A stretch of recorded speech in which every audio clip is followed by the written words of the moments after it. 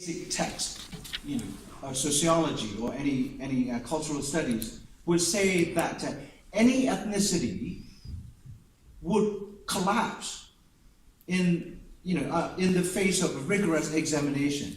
So the fact that only Rohingya identity is questioned, but not the Burmese or Rakhine or other, itself, I would argue, is complicit act in the state's frontal attack on the validity and the rights of the Rohingya people to call themselves. That's the number one point. Yeah?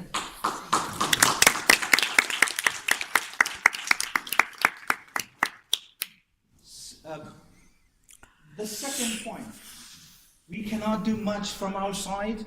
Only the Burmese civil society, in quote, can fight this battle. I disagree categorically. In most, or I would say in all genocidal cases, from Armenia in 1915, Cambodia 1974 to 73 to 78, or like 74 to 78, Indonesia 1964-65, 1971 Bangladesh, Rwanda, Kosovo, and last but not the least, 27 January 1945, when the Soviet Red Army overran Auschwitz, the temple of genocide.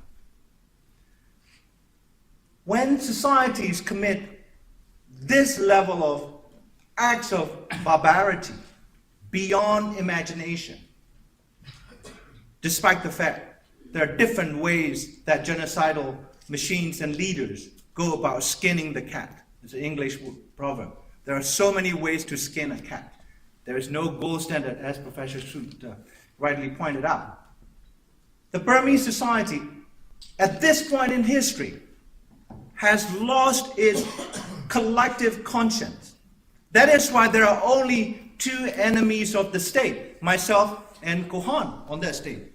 Out of 50 million people, we have only two enemies of the state. How disappointing. We should be having 20 million enemies of the state. Yeah? And so, we need very firm intervention. I'm not talking about military intervention. There are many ways to intervene to stop this, because my society, that my forefathers and mothers have helped build and fought for independence as Buddhists, as military personnel, have lost its social conscience. It cannot cure its cancer of racism without the medicine of intervention from outside. Thank you. I'm sorry we are out of time. I was told that we are